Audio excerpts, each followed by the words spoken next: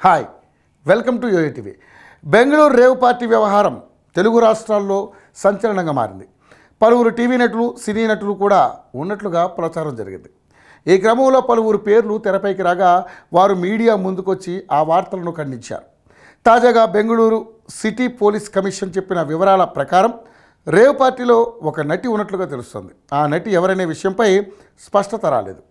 ఈ రేవ్ పార్టీని sunset to sunrise victory పేరుతో నిర్వహించారు.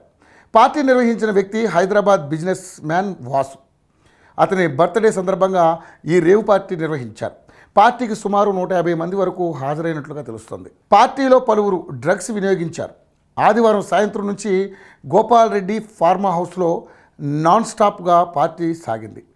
భారీ మ్యూజిక్, డీజేలు పెట్టడంతో సమాచారం అందుకున్న పోలీసులు సోమవారం వేకువజామున 3 గంటల సమయంలో రైడ్ చేశారు.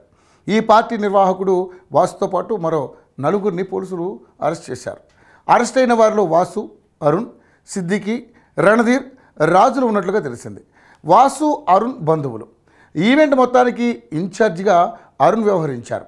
వాసు బర్త్డే పార్టీకి డ్రగ్స్ పెడ్లర్లు సిద్దికి, రణధీర్, రాజు కూడా రావడంతో డ్రగ్స్ వాడినట్లుగా పోలీసులు భావిస్తున్నారు. మరోవైపు రేవ్ పార్టీ ఇచ్చిన వాసు నేపథ్యంపై పోలీసులు దర్యాప్తు ప్రారంభించారు.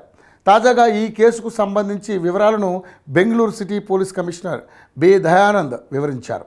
సన్సెట్ టు సన్ రైజ్ పేరుతో రేవ్ పార్టీ నిర్వహించగా ఇందులో 101 మంది పాల్గొన్నారని చెప్పారు. రేవ్ పార్టీపై సిసిబి పోలీసులు దాడి చేశారు. పార్టీలో డ్రగ్స్ కూడా పట్టుబడ్డాయి.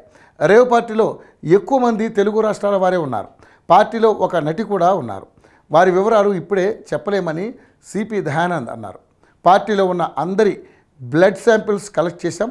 ఎవరెవరు డ్రగ్ తీసుకున్నారో రిపోర్ట్ వచ్చాక తెలుస్తుంది. రేవ్ పార్టీపై దాడి చేసిన సమయంలో డ్రగ్స్ను నాశనం చేసే ప్రయత్నం చేశారు.